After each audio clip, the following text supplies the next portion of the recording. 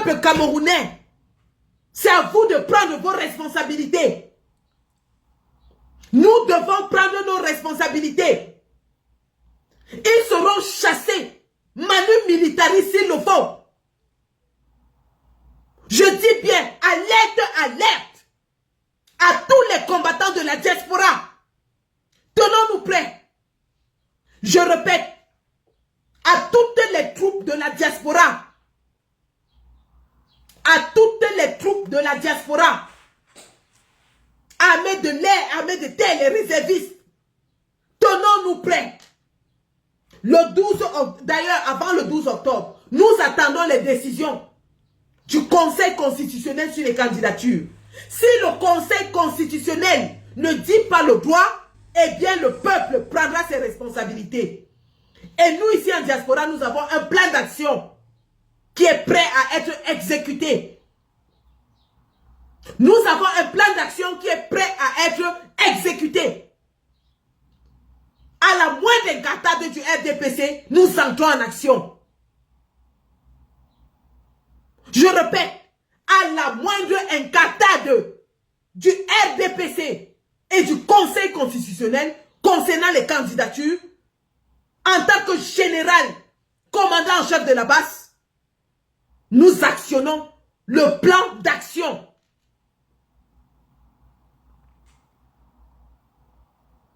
Prenez-le pour dit. Je répète, à la moindre incartade de Clément Tangana, la diaspora entre en action. La diaspora entre en action et le peuple camerounais va prendre ses responsabilités. Il y en a marre à la fin. Vous voulez encore nous imposer 7 ans de cette médiocrité, 7 ans de servitude, 7 ans d'assassinat, 7 ans de Martinez Zogo, 7 ans de Djoubaïrou, 7 ans de kidnapping, 7 ans de Prado Noir. C'est ça que vous voulez?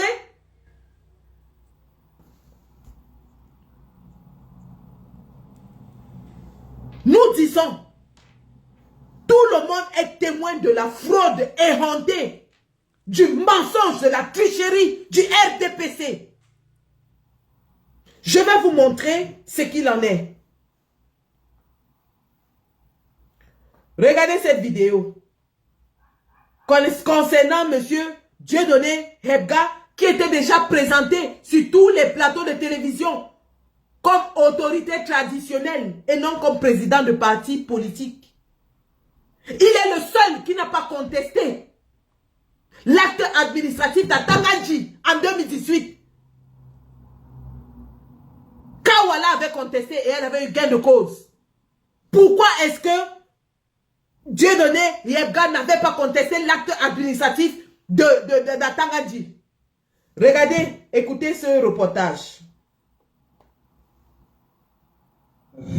En tenant compte de l'évolution de la situation, Dieudonné Hebga n'est plus le président du mouvement africain pour la nouvelle indépendance et la démocratie en Abrogé-Maniben. Un comité de réorganisation piloté par Anissé Ekane a été créé et a pour mission essentielle de relancer les activités du parti et d'assurer sa direction jusqu'au prochain congrès. C'est ce qui ressort de la conférence de presse tenue ce 9 août 2017 à la permanence du parti à Douala-Akon.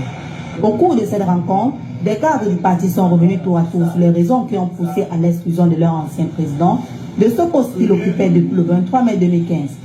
Le responsable de la commission, M. Nikou Mbonjo, qui était chargé de présenter au Congrès une mouture de statut en tenant compte de l'évolution de la situation, n'a pas présenté son rapport. Malgré les recommandations du Congrès qui a demandé que ce travail soit fait et entériné par la direction du parti, Hebga et Nikou se sont arrangés jusqu'à aujourd'hui à bloquer ce travail. Il s'en est d'ailleurs à plusieurs reprises confié à certains camarades qui par la suite ont défendu ce point de vue d'augmenter le pouvoir du président. Ce qui est en opposition totale avec les usages et coutumes de notre parti, un parti révolutionnaire, à l'instar de celui qui a été la matrice du mouvement révolutionnaire camerounais UDC. Ce cadre qui jusqu'ici s'interdisait de prendre la parole en tant que militant face aux médias a révélé les circonstances de l'élection du président déchu à la presse. Par le comité de réorganisation, le comité révolutionnaire me charge de trouver un président. J'ai invité dans mon bureau quelque part le camarade Anissé Kané, j'ai invité le camarade Kwa Bébé, j'ai invité le camarade Bonabapa. Je leur ai dit ce jour que le camarade de Gad sera président. Tout le monde au Congrès était opposé à la présidence de Gad. Le plus farouche opposant à la présidence de Gad, c'était Charles Foucault. Pour ce qui est des accusations de détournement de fonds bancaires, brandies par l'ancien président à l'encontre d'Anissé Kané, Valentin Dongo, premier vice-président du parti, affirme que c'est Dieudonné Yebga qui a distrait les fonds. Pour appuyer ses propos, ce cofondateur du Manidem a montré aux yeux des personnes des pièces qui, selon lui, blanchiraient le sieur et Kané. Tout le code du Manidem où on a viré l'argent de présidentiel. Et Kané n'est pas signataire. Parce qu'il faut le dire, chaque année, l'État finance les partis politiques qui ont des élus. La somme est d'environ 1 million de combien chaque année. Ce n'est pas caché par an. Et ce qui s'est passé, c'est que l'homme qui nous accuse ou qui a accusé d'avoir détourné l'argent, c'est lui qui a détourné l'argent. En avril 2017, Yebga s'en va au Minat. Il dit, ne virez plus l'argent à Ecobank. Virez l'argent désormais à Banque Atlantique. C'est-à-dire l'argent qui devient une résolution qui demande qu'on vire le compte et l'argent à Ecobank pour rembourser les camarades. Yebga le détourne. Il dit qu'on vit maintenant Atlantique. Et qui se servent comme il veut. Le Manidem étant un parti de révolution selon ses membres, cette militante de l'Union des populations du Cameroun, en abrégé UPC, n'a pas manqué de reconnaître le rôle qu'a joué Anissé Kané dans la création du parti, pour taire les querelles de leadership développées par l'opinion. Elle a surtout tenu à revenir sur l'idéologie de ce parti et sur le passé historique d'Anissé Kané. Dans notre famille politique, UPC et Manidem, on a l'habitude de se prononcer sur les idées. Et que dans le Manidem, comme à l'Union des populations du Cameroun, à partir du moment où on défend les idées, ce sont ces idées-là qui prévalent et rien d'autre, mais absolument rien d'autre. En somme, d'après les membres du Manidem, le combat reste politique, leurs positions sont politiquement légitimes. Ils ne sont ni dans une arène judiciaire, encore moins dans une arène médiatique. Dieudonné Yebga n'est plus le président du mouvement. Ça, c'est un premier reportage qui a effectivement couvert les événements précédant le déboutement de Dieudonné Yebga au sein du Manidem. Nous sommes en 2017. Nous sommes en 2017. Ce même Dieudonné Yebga qui n'a pas contesté l'acte administratif d'Atanganji en 2018 qui consacrait Anissé Kané comme le président du Manidem. Il est plutôt rentré au village, devenu Bombok. Aujourd'hui, Hervé Emmanuel Com parle sorti à coups de milliards pour venir contrecarrer le plan de candidature du président Kamto. Nous leur disons ceci, que le Manidem présente 60 candidats. Nous sommes d'accord. Au même titre que le RDPC a aujourd'hui 3 candidats, nous sommes d'accord. Vous avez même multiplié parce que nous savons que la 3e candidature du RDPC a été manigancée pour débouter l'affaire Léon Teller-Onana. Vous êtes même allé jusqu'à mettre un autre candidat dans l'univers, un autre candidat, ainsi de suite. Nous vous disons, il n'y a pas de problème. Maintenant, Clément Atangana, nous te disons, on ne va plus revivre la scène de 2018 où tu disais irrecevable à tout va. Soit tout le monde va aux élections et nous sommes prêts. Nous sommes prêts à aller aux élections, même avec 300 candidats. On va y aller. Soit tout le monde va aux élections, soit personne ne va aux élections. Et si personne ne va aux élections, le peuple prend ses responsabilités. C'est ça qui est ça. Si vous avez fait cela, pensant que vous allez brouiller les pistes de Léon Teller-Onana, qui est en train de vous contester en justice, sachez que soit tout le monde va aux élections, y compris Paul Biya, nous tous on va aux élections, et le peuple camerounais va voter et choisir son leader. Tout le monde ira aux élections, le peuple va choisir son président, va voter, surveiller et défendre son vote, soit personne ne part. Et si personne ne part, le peuple reprend son pouvoir. Le peuple reprend son pouvoir. aucun report des élections ne sera possible. Aucune annulation de candidature ne sera possible. Aucune élection ne sera reportée dans notre pays. Vous avez déjà prorogé le mandat des députés et des conseillers municipaux sans l'avis du peuple pour éliminer une personne de la course présidentielle. Le peuple est resté tranquille. Vous n'allez pas reporter l'élection présidentielle pour vous donner encore un peu de temps. Vous n'allez pas le faire. Vous n'allez pas le faire.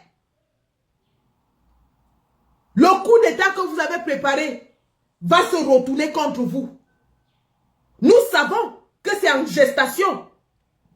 Pour preuve, la note de l'ambassade de France. La note de l'ambassade de France qui demande à ses ressortissants de commencer à se préparer aux troubles au Cameroun. L'ambassade de France ne peut pas sortir une note pareille s'il n'y avait pas un coup d'État en gestation. C'est de ça qu'il s'agit. C'est de ça qu'il s'agit. Ils en sont arrivés au point d'aller complètement faire tomber le site du MINAD. Malheureusement pour eux, avant que le site du MINAD ne tombe, il y a eu des vidéos enregistrées qui ont été faites sur ce même site. Nous avons les preuves. Nous avons les preuves de ce que Anissé Ekane jusqu'à hier minuit était le président ou alors est le président du Mali régime. Un, il faut empêcher au président Kamto de se présenter avec le MRC. Deux, ils ont essayé de démontrer que la constitution de son dossier n'était pas valide en disant que oui, il faut signer les dossiers chez une autorité administrative et non à la police. Trois, ils ont dit que non, il fallait qu'il notifie sa démission du MRC au MINAD et je ne sais, et à Dieu et à Jésus. Ensuite, ayant vu que tout cela n'aboutissait à rien, ils sont allés dénicher un vieillard qui était à la retraite, qui se reposait tranquillement dans son village. Maintenant, ils disent que c'est lui le président. Et pour finir, ils finissent par brouiller les pistes dans le site du MINAD. C'est-à-dire que Atangadji est arrivé lui-même à renier son acte administratif, à renier son site internet, tout ça pour bloquer Kamto. Est-ce que vous comprenez ça? C'est-à-dire que Atangadji, le père des serpents, le Moulinex, en est arrivé à renier lui-même son acte administratif de 2018, à renier son site internet, à le fermer, tout ça pour empêcher Kamto. Voilà tout un gouvernement mis en branle qui est obligé comme ça d'aller recruter des paysans, des papas qui sont malades, vieux, qui ne demandent rien d'autre qu'à se faire soigner et venir les présenter au peuple camerounais comme des candidats à l'élection présidentielle. Des gens qui portent les vestes de cafard, les chaussures déjà ramollies, pour les présenter au peuple camerounais comme étant les candidats à l'élection présidentielle. Tout ça pourquoi? Pour empêcher à Kamto d'être candidat.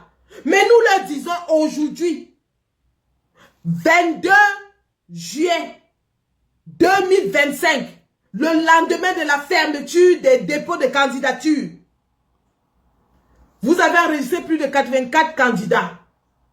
Soit tout le monde va à l'élection, soit personne ne va. Et si personne... Mes amis, vous avez écouté attentivement Sandy Boston, représentante de la base. Abonnez-vous pour élargir cette chaîne. Merci.